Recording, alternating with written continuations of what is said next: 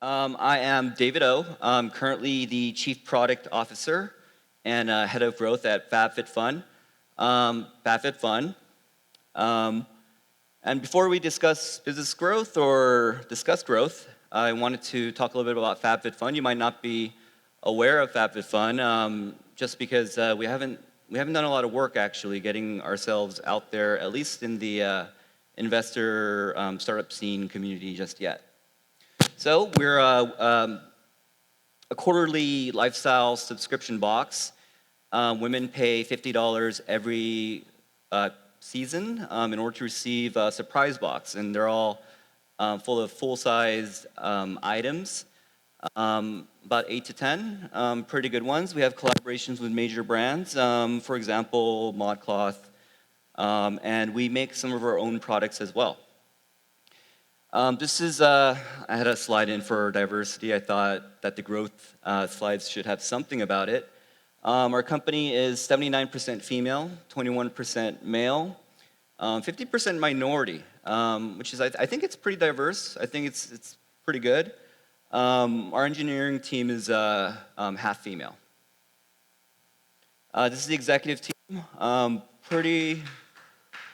Thank you. We have a pretty, I think pretty diverse in relation to other companies, maybe in the Bay Area. I think LA companies are pretty diverse in general, and looking at the crowd here, I think it's definitely diverse. So our growth, we launched in Q1 of 2013, and we were bootstrapped until mid-2015. I had joined in 2014, had met met the co-founder at a previous company I was at. It was called Beachmint, which was at the time a heavily funded fashion subscription company. We have raised a total of $3.5 million.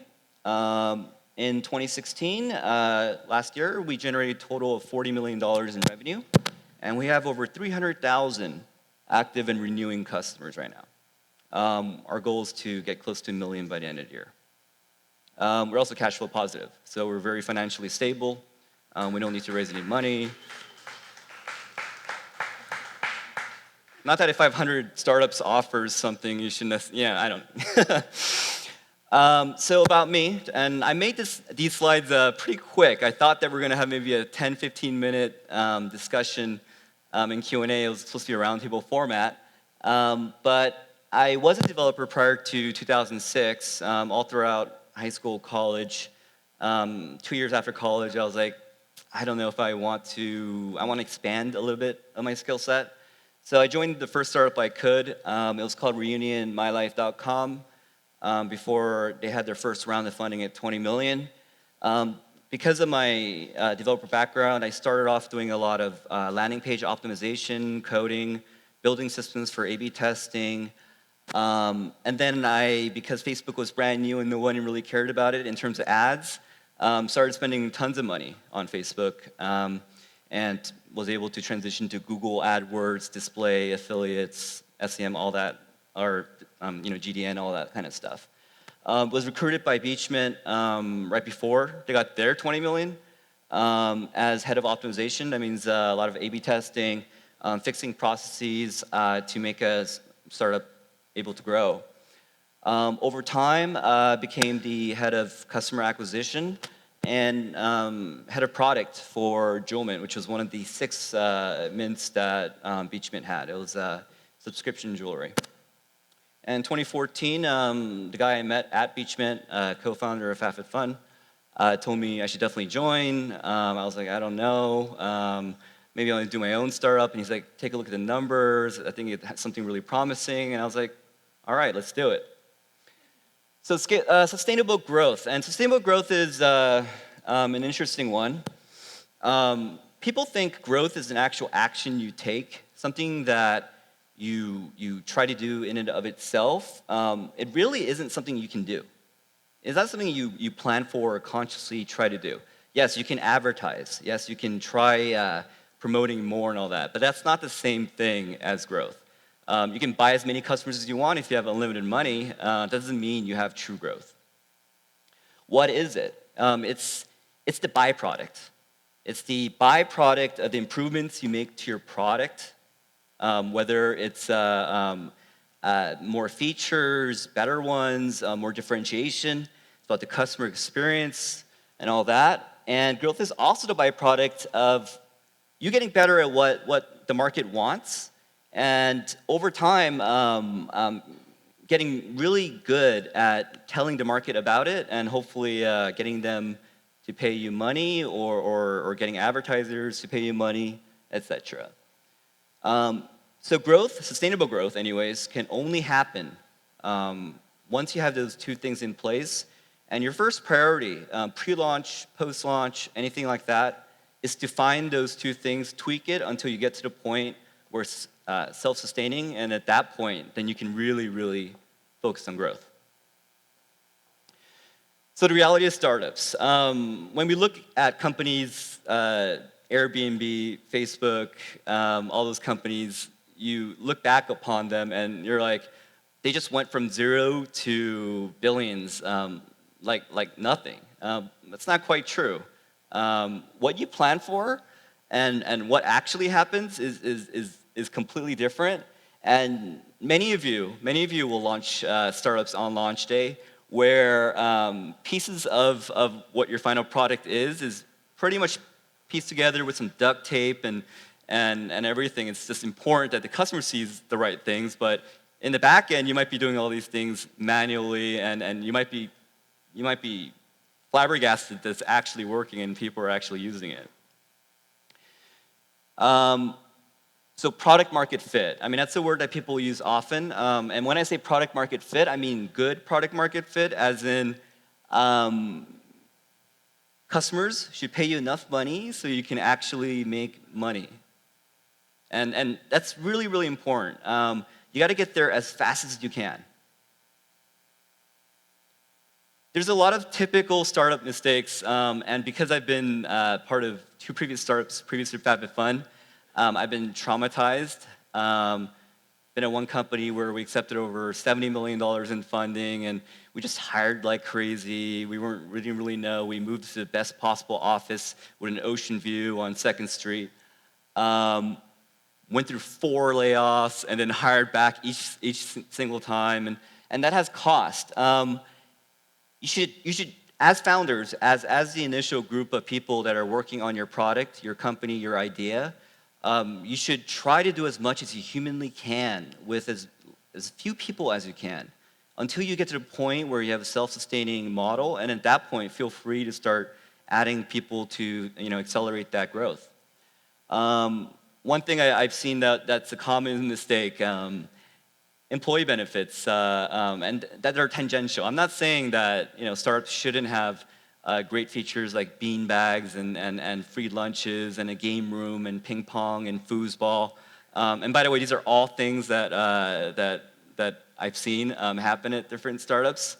And they throw elaborate launch parties. So everything that Silicon Valley, the TV show, makes fun of, you shouldn't do. You should keep your head down, work, because it's going to be a lot of work, and just get to that point. Another common mistake is promoting a little bit too much to the wrong people. The people that you should be concerned about initially after your startup launches or pre-launch are your customers, the ones that are going to actually pay money. Investors are not customers. They will maybe agree with you on your ideas and give you money, but that's not income.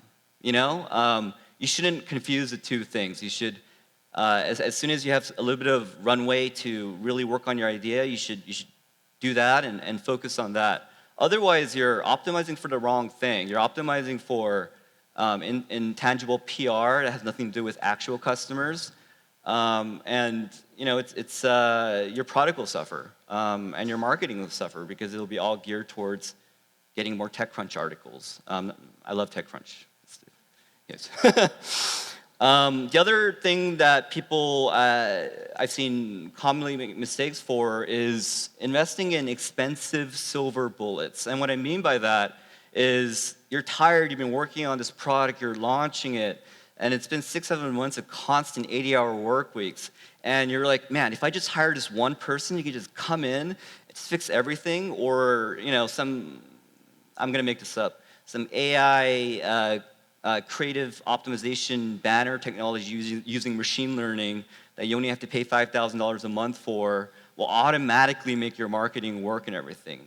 No, I mean, you guys should learn that. You guys are founders. You guys are the beginning people. You guys should actually do the work, and at least, even if it's what you would consider a half-assed job, you got to learn it all the way so you can onboard that silver bullet, onboard that new person that comes in. Otherwise, you're just wasting money. When I first got to FabFitFun, it was right around maybe 12,000 people. Mike had worked on it on his free time along with his brother and Katie. They were doing everything manually. It was like Wizard of Oz in the back scene where they're just like making levers turn, and it looked like this dynamic engineered site. But in all honesty, it was a lot of CSV downloads, Excel VLOOKUPs, in order to do simple things like sending the list of orders to a warehouse to actually deliver the products. It was tedious, it was intensive. My computer crashed a lot. I had to actually save the files, go back to my home computer, which is a little bit more powerful, to actually finish out some of these ship lists. Yeah, I did that myself. It was really, really hard. Upsells, cancellation, upgrades, refunds. Customer had to email us, and then there would be another person, of which, at one point, for about 2 or 3 weeks, we had 3,000 tickets backlogged because we couldn't answer it fast enough. But it worked. We got to a point, and we made it work. And there's a lot of benefits to that. There's a lot of benefits to working at it, putting sweat and tears into it, trying your damn hardest to make a bad process. And I don't mean bad. It works, so it's not bad. It could be better. But if you do it by hand over and over, you start getting very smart about exactly like what columns to use for CSVs and in what order, so you get the least errors possible. And the benefit of that is that you know yourself the process so well for doing basic parts of your business that when you finally have the resources to hire some engineers that aren't just for your core product, you can go to them and you can write a spec sheet, and then they could talk to you and you can just answer the question, and it'll be really quick and easy. So the investment that you make in time and effort and knowledge acquirement of what actually makes your company function, it's mandatory for all founders. I mean, you got to do it. You can't just say, oh, because it has some spreadsheets and because I don't like CSVs or I don't like Excel, that you should learn it. You should be able to at least operate it on a very low level. Low level as in not so great, we waited until we were at 50,000 customers. I had to upgrade my computer at home just to finish out some of the ship lists.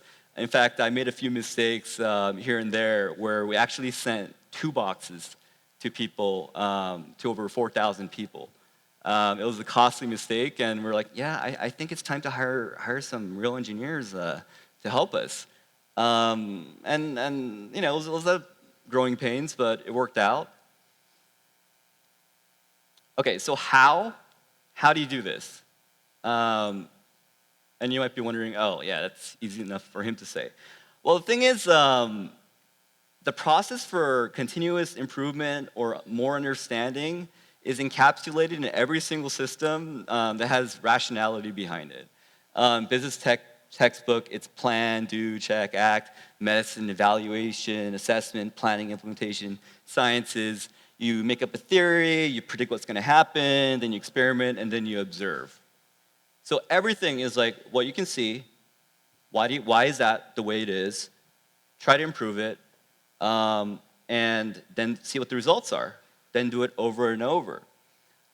So initially, before you have product market fit, you guys should be diligent. You guys should be ideological about implementing the processes at your company, whether it's systems or meetings or reports, whether it's done by hand or automated, in order to make that possible. So you got to implement systems like Google Analytics, for example. And I don't mean just installing the initial Google Analytics script tag in your website, but setting up the events and all that. And that's not rocket science. It's not even really hard computer science. You guys should do it as soon as possible.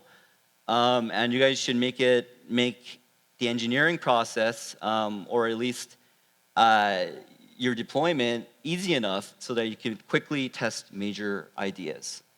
In general, you start at the greatest activity and potential opportunity, and it listed 2 things that goes after your core product, and that's stuff like the homepage, that's stuff like registration forms, the emails that you send out to try to convert customers and garner users. And another strategy that always works is segment more, target more specifically, at least in the beginning, and those are things you should do. There's a concept, maybe some of you are familiar with it, some of you are not. It's the concept of a local and global maxima in terms of testing. And this chart looks pretty fancy, but it really isn't.